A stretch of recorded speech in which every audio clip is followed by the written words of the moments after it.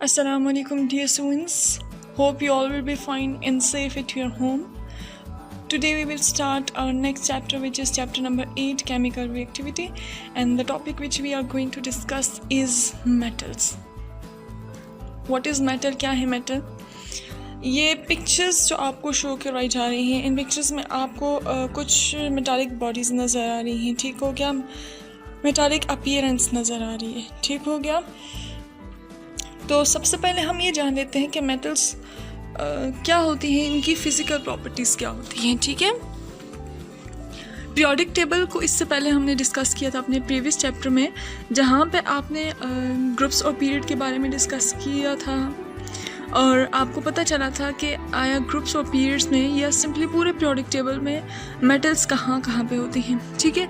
तो मैं रिवाइज़ कर लेती हूँ कि ये आपके पास पीरियोडिक टेबल है और पीरियोडिक टेबल में आपको क्या शो किया गया है। पीरियोडिक टेबल में आपको बताया गया है कि ये जो ग्रे कलर के जितने भी एलिमेंट्स हैं ये सारे, ठीक है, ये क्या है, मेटल्स हैं, ठीक है। जैसे आपने वहाँ पे देखा था, फर्स्ट ग्रुप एलिमेंट्स को हम अल्कली मेटल कहते हैं, फिर सेकंड ग्रुप को अल्कलाइन अर्थ मेटल कहते हैं, फिर ये सारे जो बीच में आ जाते हैं इनको हम क्या कहते हैं, ट्रांजिशन मेटल्स कहते हैं। ये लेंथेनाइड और एक्टिनाइड सीरीज़ भी ट्रांजिशन मेटल्स में ही आते हैं, ठीक हो गया। और इसके साथ साथ जो हमारे पास थर्ड ग्रुप है और फोर्थ ग्रुप और फिफ्थ ग्रुप है, इनके भी कुछ एलिमेंट्स जो हैं वो मेटालिक इन नेचर हैं या मेटल्स हैं, ठीक हो गया। तो ये आपके पास मेटल्स है, ठीक है, जो कुछ डिफरेंट पर्पस के लिए यूज़ की जा रही हैं डेली लाइफ में, ठीक है। अब मेटल्स की अगर हम प्रॉपर्टीज़ की बात करें तो मेटल्स की बहुत ज़्यादा फिज़िकल प्रॉपर्टीज़ हैं। मूव करते हैं हम फर्स्ट में फिज़िकल प्रॉपर्टी की तरफ। Metals are malleable. मेलेबिलिटी इसकी एक प्रॉपर्टी है। इसका मतलब ये हुआ कि मेटल्स को हम हैमरिंग करके स्मॉलर या थिन शीट्स में भी कन्वर्ट कर सकते हैं, ठीक है। इनकी ऐसी प्रॉपर्टी होती है सिंपली कि इनको हम अगर कन्वर्ट करना चाहें तो वैसे तो ये हार्डर इन नेचर होती है, लेकिन हम इन्हें थिन शीट्स में कन्वर्ट कर सकते हैं, तोड़ सकते हैं, ठीक हो गया।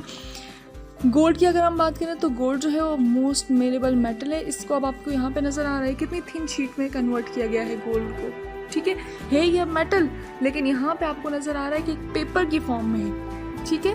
तो ये मेटल की प्रॉपर्टी होती है। मेटल डक्टिलिटी सेकंड प्रॉपर्टी है मेटल की। मेटल डक्टाइल भी होती है, यानी कि इसको थिन वायर्स में भी कन्वर्ट किया जा सकता है, थिन फाइन वायर्स में भी कन्वर्ट किया जा सकता है, ठीक हो गया।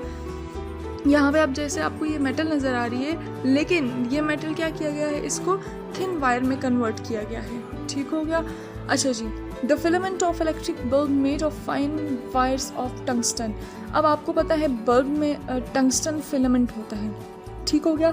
तो वो जो टंगस्टन फिलामेंट होता है वो भी मेटालिक थिन वायर से बना होता है। टंगस्टन असल में मेटल होती है और वो उसी की वायर होती है जो बल्ब में यूज़ की जाती है, ठीक है। तो अब आप खुद सोच लें कि हम मेटल को कितना थिन वायर में कन्वर्ट कर सकते हैं, ठीक है। प्लेटिनियम भी बहुत ही डक्टाइल मेटल है और कॉपर की भी अगर हम बात करें तो कॉपर को भी थिन वायर्स में कन्वर्ट किया जा सकता है, ठीक है। अगर हम 1 ग्राम गोल्ड की बात करें तो उसको अगर हम थिन वायर में कन्वर्ट करेंगे तो उसकी लेंथ कितनी होगी, 2 किलोमीटर होगी, यानी कि हम उसे इतनी थिन वायर में कन्वर्ट कर सकते हैं कि उसकी लेंथ 2 किलोमीटर हो जाएगी, ठीक है। अच्छा, मेटल की थर्ड प्रॉपर्टी आ जाती है हार्डनेस। मेटल्स जो है वो हार्ड होती हैं, ठीक है, लेकिन इसके बरक्स कुछ ऐसी मेटल्स भी होती हैं जो कि सॉफ्ट इन नेचर होती हैं, ठीक है। और जैसे अब आपको यहाँ पे शो किया गया है कि एक मेटल को कट किया जा रहा है जबकि दूसरी मेटल जो है वो लिक्विड की फॉर्म में यूज़ हो रही है, ठीक है। तो इसी तरह से मेटल की प्रॉपर्टी होती है कि वो हार्ड भी होती हैं और कुछ मेटल्स ऐसी होती है जो कि सॉफ्ट भी होती हैं। और सॉफ्ट मेटल में कौन कौन आ जाती है, sodium, lithium, gallium, caesium and potassium, ठीक है।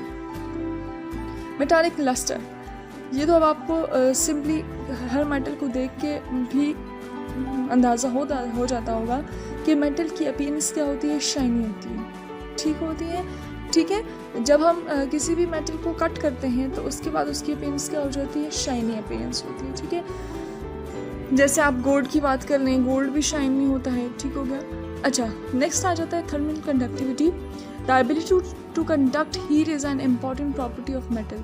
सिंपली थर्मल का मतलब क्या होता है, हीट, और कंडक्शन का मतलब क्या होता है कि ऐसी बॉडी जो कि अपने अंदर से हीट को पास कर रहा है, ठीक है। तो मेटल्स थर्मली कंडक्टर्स होती हैं। आपने देखा होगा आप किचन जो अप्लाइंसेस यूज़ करते हैं कुकिंग के लिए, कटिंग के लिए, या सिंपली आप नॉर्मली कुकिंग की बात कर लें तो वहाँ पे भी आप मेटल्स को यूज़ करते हैं एज अ कंडक्टर, वो हीट को कंडक्ट करती हैं, ठीक है। Silver is the best thermal conductor, silver को भी आप यूज़ करते हैं। एल्युमिनियम, कॉपर, ये भी क्या है, हाई थर्मल कंडक्टर्स हैं, ठीक है। अच्छा जी, इलेक्ट्रिकल कंडक्टिविटी की बात करते हैं तो जैसे ये मेटल्स हीट को कंडक्ट करती हैं, इसी तरह से इलेक्ट्रिसिटी को भी कंडक्ट करती हैं। इसकी बेस्ट एग्जांपल मैं आपको ऐसे दूं, आप कोई भी वायर ले लें, जैसे आयरन की वायर ले लें, इलेक्ट्रिक आयरन जो आप घरों में यूज़ करते हैं उसकी वायर ले लें, तो उसके ऊपर तो कोटिंग हुई भी होती है लेकिन उसके अंदर भी कॉपर वायर्स यूज़ की जाती हैं जो कि इलेक्ट्रिसिटी को कंडक्ट करती हैं। इसी तरह से आप किसी भी जगह पे कहीं पे भी अगर आप बात करें इलेक्ट्रिकल अप्लाइंसेस की, तो उसके साथ जो वायर्स यूज़ की जाती हैं वहाँ पे भी किन को यूज़ किया जाता है, मेटल्स को यूज़ किया जाता है, क्योंकि मेटल्स क्या करती हैं, इलेक्ट्रिसिटी कंडक्ट करती हैं, गुड कंडक्टर्स होती हैं, ठीक है।